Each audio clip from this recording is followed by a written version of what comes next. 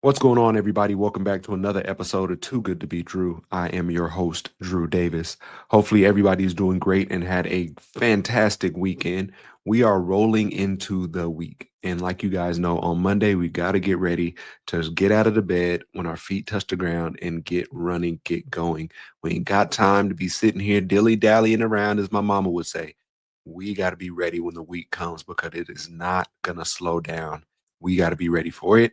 And if we're not ready, we're going to get punched in the face. Now, I know we've had some new followers. We've had some people gaining traction. Some people are stumbling over here on this show, which I greatly appreciate. And here we focus on mentoring, advice, and coaching, but we get into a little bit of the stuff in between as well. So if you are a new listener, do me a favor, go in and rate this podcast, show, whatever you want to call it, whatever it is. Rate it 5 stars on Spotify and also Apple Podcast, and also just send it to a friend or two. This show is going to help a lot of young people, mostly young men, but people that are trying to find their way in life, people that are looking for mentors or people to tell them information that they're not being told, and people to support them, honestly, people that support them in what they want to do and ask them really, really good questions for the path that they're on or they're going towards. And that's one of the things my mentors or the people in my life did with me. They asked me questions.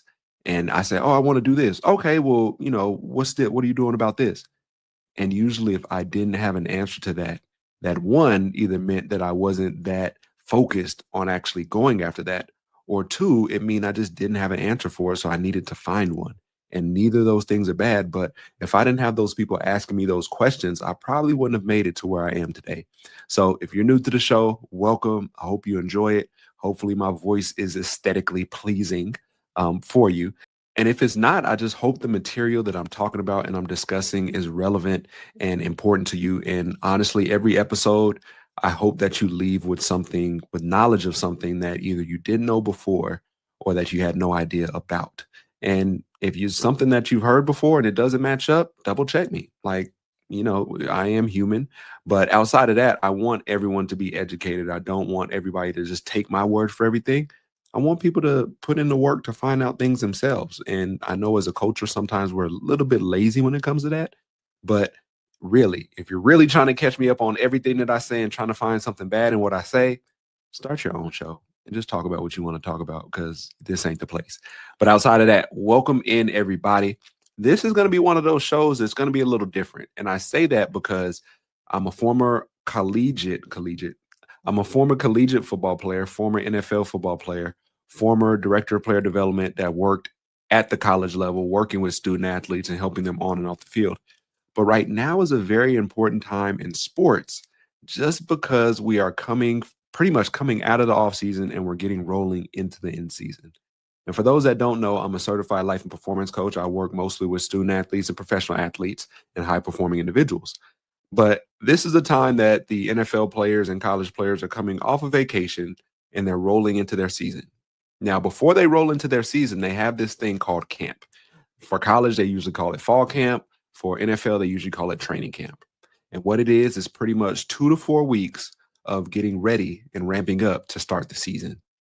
Now, within these 2 to 4 weeks, I played for the Atlanta Falcons. So with Atlanta, we would pretty much stay at these dorms that they had built, which is on the campus or on the, real estate, I guess you could say, of our practice field and our training facility up in Flowery Branch, which was about 30 or 45 minutes outside of the city of Atlanta. And so we would pretty much have to move in there. We would, bring a bag, bring some clothes. We pretty much weren't allowed to leave. But you're there for pretty much 2 to 3 weeks, depending on how long coach wants you there. And you're there because your days start as early as 5 a.m. or 6 a.m. in the morning, and they go until as late as, 10 or 11 p.m. at night. And this is, having practice once a day. There weren't any double days when I got there, but practice once a day, one walkthrough. There's film, there's treatment, there's the weight room. There is a little bit of downtime for a nap here or there every once in a while. They keep you busy enough with short breaks in there that you don't really have time to get comfortable. So there's not time to shoot home really quick or do this errand. Like when you go into fall camp or training camp, it's very football focused. And I'm not going to say that it's like, oh, all the heavy lifting is done and now the work stops. this is when it ramps up just another bit. This is when it's just strictly about football.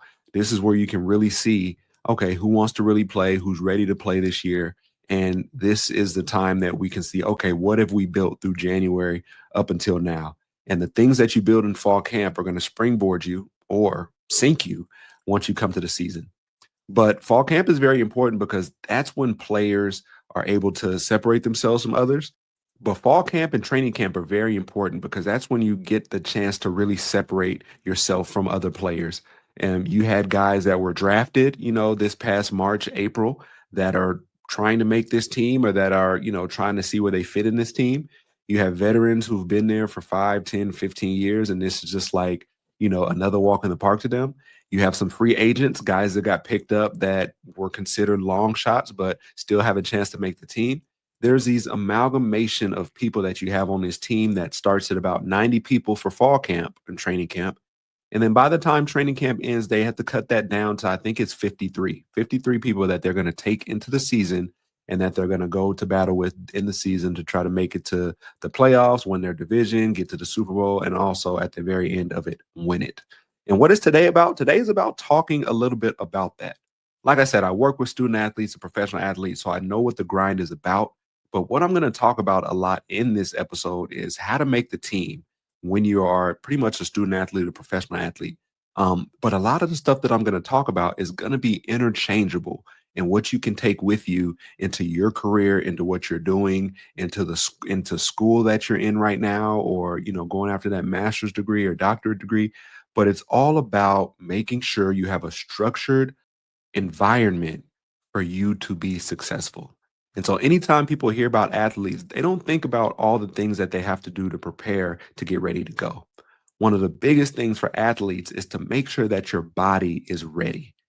Like I just talked about, fall camp goes from, anywhere ranging from like 2 weeks to 4 weeks. And I only say that because different teams have you stay longer. Some teams might only do it for 2 weeks. Some teams do it for 3. But the farther you get to the back half of that and start to get to your preseason games, that's when pretty much camp breaks. And then it gets a little bit more structured up until cut day and the last preseason game. And then you roll into the season and it's totally different. It's still a lot of work, but it's totally different. This is the time to work. In football and in sports in general, your body is your most important asset. It's your most important asset because if you're not healthy, if you have a hamstring, a pull, a broken bone, a concussion, something that can keep you out of practice and off the field, it's another chance for somebody around you to take your spot to make the team and you to be the odd man out. There's a saying that goes, you can't make the club sitting in the tub. I've heard that ever since I was in Little League. And it's pretty much saying, yo, if you're in the cold tub, icing all these injuries, or in the training room, getting your body back to the physical shape it can be in to compete, then that's less time that you're on the practice field. That's less time that you might be in the meetings, looking at film and getting feedback from the coach. Or you're not getting feedback from the coach because you're not practicing, so there's no film on you to review. And I'm not saying that being in the cold tub and being in the trainer's room is a bad thing, because that's where you go to make sure you do all the proactive stuff to make sure that you're ready to play, to make sure that your body bounces back after those super long days or after you did tweak something or had a small little injury. That's the place you go, and those are people that you go to talk to, so them to give you some rehab for you to do on stuff so it doesn't get worse. But if you've suffered something, and we're going to talk about that, but if you suffer something and like a pulled hamstring, if you're in there, it's because now they're trying to get you back on the field. Now you've been injured, so you're off the field, and now you're trying to do all the things to get back on the field, which isn't necessarily bad, but it's saying that like you didn't take the precautionary steps before to end you up here. Now, I want to say there's a crazy, crazy percentage of, once you step onto a field, the chances of you getting hurt, it goes up by 100 or 200%, something crazy. Like if you play a sport such as football, where it's hitting, it's a lot of contact, it's a lot of stuff that you cannot plan for, you are going to have some type of injury, whether that's a soft tissue injury, whether that's a bone injury, whether that might be, dehydration or something like that. If you're not taking the precautionary steps, you will run into something that derails you. And so what I'll be talking about today is I'll be talking about a lot of the precautions that you can take and should take. So I'm low key talking to my athletes that I work with, or guys or people that would like to work with me, on what you can do in order to put yourself in the best position to get through camp healthy, to make the team, to get that vaunted spot that you're chasing after. Those couple of things that I'm going to talk about today are things that if you're not doing them, it'll behoove you to not change and figure out, okay, I'm on this track. How do I get over that next track? How do I take that next step to being professional? Because that's what it's about. You don't wait until you get to the NFL to become a professional. You don't wait till you get to a Division 1 college or Division 2 college or to the college of your choice before you start acting more professional because it feels like you should. Being professional is a way that you approach the work that you have to do. Now college players are getting paid. NFL players get paid. I will tell you firsthand, just because people are getting paid money does not make them professional. I played with guys who you would think you'd be like, okay, when I get to the NFL, everybody shows up early and nobody's late and everybody takes notes and does this and does everything the coach says. Nah, nah, bro. That ain't how it works. It's actually the same people that have the same habits that got them there somehow keep those same habits. And there are some people that sneak through the cracks, but also, because there's some things that are allowed in college, or if you were the star player in college and the coach might allow you to walk in late every now and then. The coach might allow you to skip, a weightlifting session or a tutor meeting or whatever it might be because they need you for the game that weekend. But when it gets to the NFL, in order for everything to run smoothly, pretty much everybody operates by the same rules. And if you are one of those people that you can't operate well within and function well within inside discipline and structure, low key, you won't last long. And I say you won't last long only because, like I said, you miss a weightlifting session or you can't practice or you're always late to meetings. Some way or another, they're going to find a way to punish you. And that might be taking away playing time. That might be not letting you practice, whatever it might be. And that's all the little bit of room somebody needs to kind of just slide in there. Okay, cool. Oh, hey, such and such is playing really well. Oh, and he's on time to meetings. We don't have to worry about him missing meals or the weight that he's at right now. He knows what he's doing when he gets in the game. Like, why are we over here fooling around with Joe Smo when he got us over here having a heart attack on if he's going to be here in the morning, if he's going to show up and be on time to get to the facility? Those are things that coaches and GMs and owners are not trying to have to worry about. They know that there are guys that have a great amount of talent there that they'll deal with for a certain amount of time, but then at a certain point in time, it gets to risk versus reward. It gets to assets versus liabilities. If we have a guy who's an asset when he walks in this building, we want to hang on to him. If there's a guy who's a liability, at one point in time, he's going to cost us a game, a practice, a player, whatever it might be.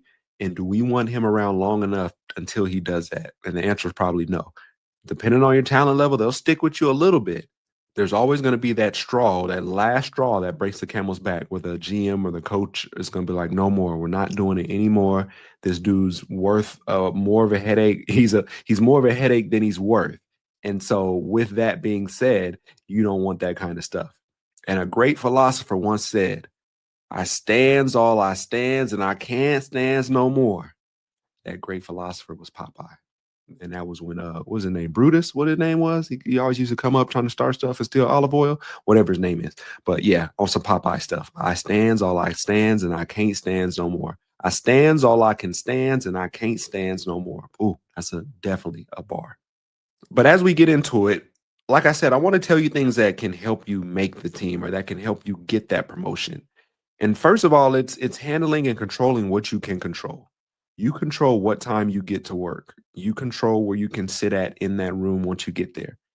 A lot of people don't have this sense of timeliness, and regardless of how you might have grown up or just your environment that you're in, where hey, 1 o'clock means walk in the room at 1, or 1 o'clock means oh yeah, I can, as long as I'm kind of there by 1, like that's good. If I'm there around 1, like 5 minutes is just 5 minutes. A minute late is just a minute late, no problem. And I had one of my acting teachers in acting school tell us something phenomenal. And I've always had to be timely my whole life, but he put this into perspective and he looked at us and he told us, he said, if you're early, you're on time. If you're on time, you're late. If you're late, you're fired. And he told us that in a sense from acting in the acting world. And you think about football, like just because you're getting into that room on time at 1, the meeting starts at 1. Some coaches don't sit here and say, "Hey, be here at 1 and trickle in and we'll get started by 1:05." It's like sometimes they want you in your seat, notebook out, iPad out, ready to roll when that clock hits 1 so they can start right away on that film. And if you're just kind of sauntering in there, you're not ready, that shows that you're kind of rolling into your day. You're kind of just like, "All right, well, I'm here. Just give me some time." The more time that you spend trying to get ready for the meeting or while you're in the meeting is less time that they get to coach you, to teach you. And it might not seem like a big deal to you guys, but for a coach, that lets him know, okay, my players are ready today. They're locked in. We're gonna go out on the field and we're gonna have a great day. Like that's the way that coaches think. And if it's one of them things that everybody's kind of walking in, sauntering in at the same time, and you see crust in people's eyes and their breath still stink because they didn't brush their teeth, he's like, man, this is gonna be a pretty hard day for us. I can already feel it. Like I'm gonna have to encourage him. I'm gonna have to get him ready. I'm gonna have to get him to get some juices flowing. And those are the things a coach shouldn't have to worry about. Be like, you're a collegiate athlete, you're a college athlete. I already said that. You're a college athlete, you're a professional athlete. Like you're supposed to show up and be ready. Like I said, the word professional doesn't apply to everybody, but it's how you approach things.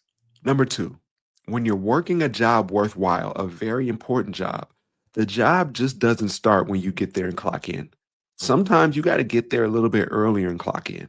And what I mean by that with professional football, like, we might have weightlifting that starts at 6:30 or 7 a.m., but I would get there maybe at like 6 o'clock, maybe 30 minutes to an hour earlier because I'm going to the training room to get some treatment on that ankle that's bothering me. I'm walking into the treatment center to stretch and roll out a little bit. So when I go into the weight room, that just like when I'm in the meeting room, I'm not just now sitting down and pulling out my notebook. Like my stuff is already ready to go. And so I'm doing those things. Maybe I need to get into the cold tub and hot tub before my workout because my legs are a little bit shot. And doing either one is going to help my body be ready to get rolling, and that I'm not going to need more time to warm up while I'm in the gym or while I'm in the weight room, time that could have been better used for me to actually get going because I'm already warm. And so being a professional is nobody said being a professional is easy. Being a professional is tough. Being a professional is tough because sometimes there is no time range or time limit on the time that you're supposed to spend doing what you're doing. And I know that was a little bit confusing, but let me take some time to explain. My one of my NFL coaches, our special team coach, Keith Armstrong, he said the hay is never in the barn. The hay is never in the barn means you don't just show up to work and just because you came to work for 8 hours looking at film, practicing in the weight room, that you go home when it's 4 o'clock and, oh, I don't need to watch any film. I don't need to do anything to get better because I already spent my day at work. There are some people that work in professions and jobs where you have to take the work home with you a little bit. You might have to send an email or two when you're at home. You might have to do an hour or two of work while you're at home because you couldn't finish it all at work, or you had more pressing and important things to get to and you have to get back to it. And with the football player, there's never an athlete, there's never enough film that you can watch on yourself or on an opponent. There's never enough, time that you can put into your body to make sure that your legs are ready to go. So sometimes during training camp with the Falcons, I would stretch in the morning. That was the first thing I did when I woke up in my room, and I would stretch in the evening before I went to sleep. Those two things I can control, and I probably stretch somewhere in the middle of the day as well. But like those days of practice are built up on your body. You build up all those calcium deposits and the inflammation in certain areas, and your muscles are tight because as a receiver, all I did was run all practice. That's what a receiver does. We're running. Sometimes we catch the ball, sometimes we don't. Sometimes it's thrown to us, sometimes it's not. But I could not have my legs and my body not be ready when I stepped on that field because those are the things that I had to use to do my job. And so that's what a professional is. That's what a professional does. They show up knowing that they did as much for their body or to prepare and to prep as they could to make what they're doing a little bit easier by you taking the 5, 10, 15 minutes, the 30 minutes to do some extra stretching, get some treatment, some ice and stem, some ultrasound, whatever it might be, whatever your pleasure is, whatever you need for that injury or that thing that's aching. And I say that also for the work world. Like I told you, we're talking about sports, but all this stuff goes into a multitude of areas. You're walking into a meeting and you have to run the meeting. Okay, well, is your PowerPoint set up? Is your laptop open and ready to go? Do you already have the pieces of the papers printed for everyone else to look at if they can't look at your presentation? Like things like that. Are you starting the meeting at 1 o'clock, or is everybody getting there at 1 and then you guys are getting going at 1 or 1:15? What prep work can you do beforehand? How much earlier do you need to get to that meeting room in order to set it up to be successful for you and for everybody that's coming in that meeting room? These are steps. And once you start thinking, and I'm sorry, but I think like an athlete. I think like an athlete. How can I separate myself from those other people that are on my team or my coworkers that I work with? Like we're all working for the same team, but we're also always competing. I'm always competing, whether the other people know it or not, because I'm showing up and I'm like, that presentation that you did last week, it was cool, but mine's going to be the best one. And not to say I'm trying to shit on you, excuse my language, or I'm trying to sit here and do you bad, but like I set the bar. I set the standard because I know how high I can set it. I'll set the standard so high that you got other people like, man, he's doing too much. Nah, I'm doing exactly what I need to do for me because this is how I operate. So as you guys are listening to this, if you're like, no, I don't need to listen to this episode, he's talking about football and sports, I challenge you.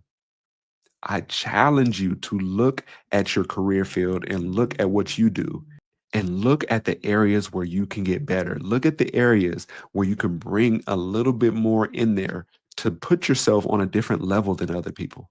And I don't mean a different level where you look down at them like, hey, I'm better than you. It's like, no, I just operate differently. I'm a measure twice, cut once kind of person. But I'm also the person, if I'm putting my name and my stamp on something, I'm going to make that thing very good because it's a reflection of me. What people forget is we have a personal resume. Like everybody thinks, oh yeah, I got a resume of what I did in my life and who I worked for and some of my hard skills and soft skills that are important to jobs. But we all walk around with this personal resume that we have. And I'm gonna explain it to you. Everybody has that person in their friend group or that they know that is going to be late. You tell them, hey, we're going out to eat at 1. You know they're going to walk in the door at 1:15. You say, hey, can you pick me up from the airport? I get in at 11:30. They're calling you, hey, man, I'm right around the corner. I'll be there at like 12:15. Everybody knows that person who's always going to be late. Everybody knows that person who's always going to be on time. You know that person that's going to beat you. Hey, let's do lunch at 1. They're there at 12:45. You say, hey, can you come? You gonna come pick me up from the airport? You call them once you get your bag and everything. They're like, cool, I'm right at this rest area, this waiting spot. I'll be there in 5 minutes. We all have those two types of people, and I'm just using those as a small, short example here. But we know what to expect from those people because over time they've showed us, hey, this person usually runs late. Hey, this person always early. Hey, this other person, they're always prepared. Hey, this other person, they're always unprepared. They're never prepared, actually. So we're building this personal resume of the things that we're doing. And they might end up being big or they might end up being really, really small, but however you slice it, you have a personal resume. My question to you is what does your personal resume look like? Is it a good personal resume? Are you the person that I would call to come pick me up from the airport? Because I know, listen, if I know you can't make it to the airport to pick me up on time, I'd rather take a Uber, a Lyft, I'd rather walk or catch the bus if I know you ain't gonna be on time. Just let me know. But also that is a really big responsibility that I ask people for because I just know there aren't very many people I would ask to even come get me from the airport. Just because I know how tedious it is and just how big of an ask that is. But just me personally, I'm just speaking from me. But I know what friends I can and can't ask. I'm probably the friend that you can ask for a ride from the airport. Being out here in LA, though, if you get in during crunch time traffic or anything like that, home, you got to call somebody else. But what I'm saying is, I'm that person that people can be like, hey, I need a ride to the airport. What time? Got you. All right, cool. What time you want to get there? Cool. I'll pick you up at this time. That gives you enough time when we get there to get through security, stop and have you a little honey bun or a little cinnamon bun or something or some Chick-fil-A, and then get on your flight. We got you. You good. Like I said, you're building your personal resume. And the reason I told you you have to take care of your body is because, like I said, those 2 to 4 weeks that you're just focusing on straight football, this is a schedule. I don't have anybody's schedule right in front of me. And it's funny, I'm going to the Chargers training camp practice in a couple days. So I'll be able to say hi to some guys that I know. But it starts like this. You probably have, the first 2 or 3 days, straight where you practice. You might have a day off. Then you go 3 to 5 days. Then you might have a day off. Then you go about another 3 to 5 days. You might have a day off. Then preseason games start to get sprinkled into there here and there. But let's say over the course of a month, so 28 days, let's say 28 to 31 days, you might have 5 to 6 days off in that whole month. And I'm talking about when you're practicing, you're practicing. You go from helmets to shells to full pads as you progress. And most of those practices during that month are mostly full padded practices. So if you end up getting injured or pulling a hamstring or having some muscle tightness or anything like that, it stops you. So like say you miss 4 days, that's 10 to 15% of those practices. And if you're trying to make the team as a free agent or, a guy that is trying to, stretch his career out the most that he can, those are pivotal days that somebody's either gaining ground on you or that you're also losing ground. So you might have left being the second string receiver. And then by the time you come back, you might be sitting at third or fourth. And at that time, you look around and the writing starts to be on the wall like, hold on, that guy's doing well. That guy plays special teams. He starts. That's the other starter. Oh, okay. I'm the odd man out now. And that's why I said your body is your most important asset. Because without your body in sports and even in work, you show up and you're sick and you're overworking yourself and you're not going to the gym or working out or taking walks, pretty soon that's going to knock you out of work. And not saying that you'll get fired at work, at your jobs, that people got careers outside of sports and things like that. But you got to take care of yourself, is the overall thing that I'm saying. And if that's just 5 to 15 minutes of preventative work, I think that's a lot more manageable than sitting here and saying, man, I have to miss a week of work because I didn't take care of XYZ, ABC.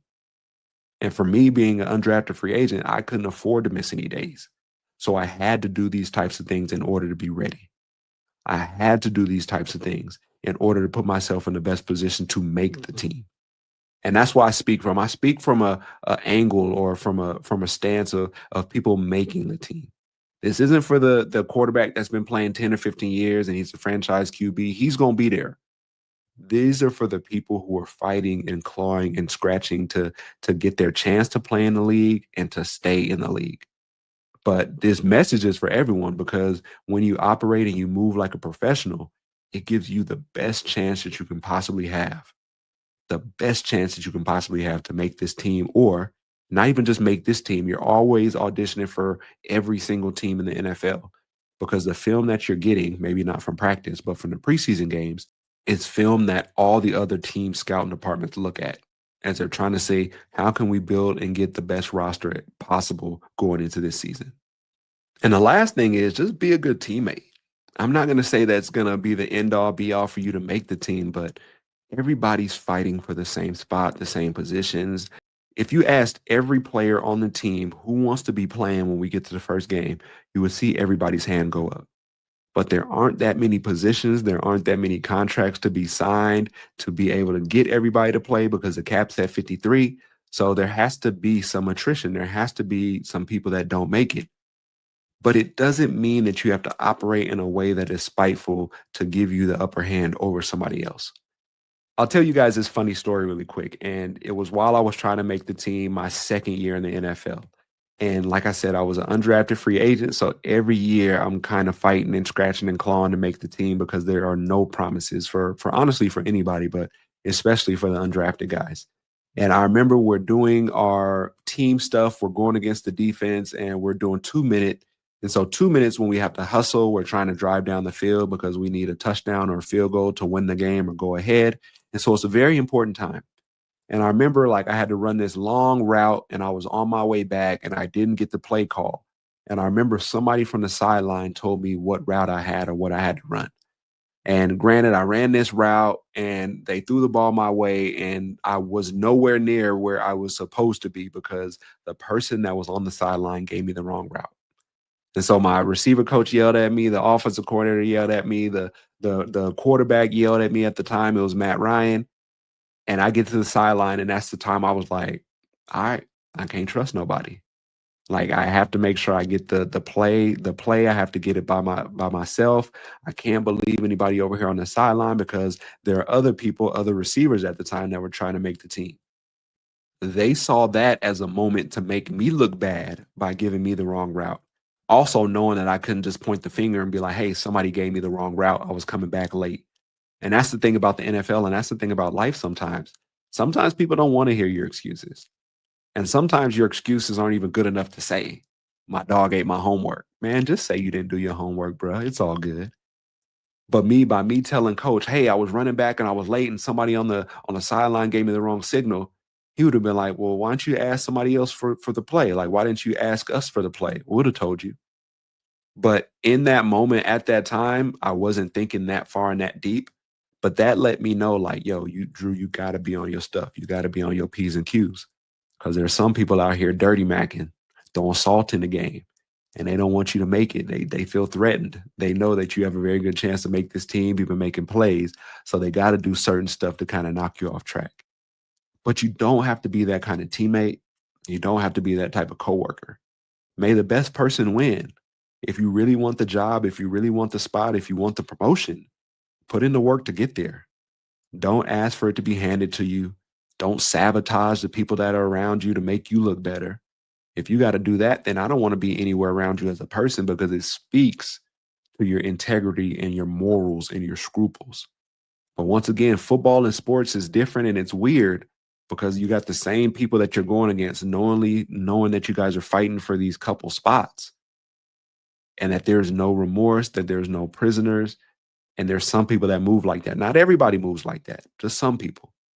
But I tell you guys that because if you're a person who you're a coworker or you have some friends or some people that you work with and you feel like you need to be a certain way to either get them fired or have them lose their position or get bosses' eyes turned towards them, just focus on being the best you can be. Everything else will sort itself out. But there's nothing that you gain from literally being able to sabotage somebody. Well, there is something that you gain. But let's be honest. If you had to get it that way, you most likely gonna lose it in the same way. Because you know that karma come back around and it come back twice as heavy than it did when it was doled out. And you're gonna get your comeuppance if that's how you operate. And I'm a firm believer in people getting what's coming to them based on how they've acted or operated to get there. And so those are the couple things I wanted to give you guys. I think I gave you guys the things I needed to. I just really wanted to stop in because it's been on my mind to do something with the players that are going into fall camp and training camp and kind of discuss what that's like. Maybe I'll come back with another episode within the month that talks about what it's like day to day inside training camp and fall camp. But outside of that, the thing where control what you can control, being timely, sitting up front, being attentive, being ready, doing the precautionary things to do before getting there to be prepared and prepped and ready to go when it's time, being a good teammate, showing some good leadership, not dirty macking, throwing salt in the game, just all those kind of things. Those things will help you make the team because there still aren't that many people who operate and act like professionals. Whether we're talking about in a career in a work setting or we're talking about sports at the high levels. And so you'll continue to separate yourself from people by just doing those base level foundational things that show how serious you are about this job, this work, this position. But also you'll continue to develop as a human being and continue to get better at what you're trying to do and working towards. So once again, that is this episode of How to Make the Team. Hope you guys enjoyed it. Looking forward to some football very, very soon. I'm going to talk to you guys soon. Stay well, stay good, stay rested. I love you guys.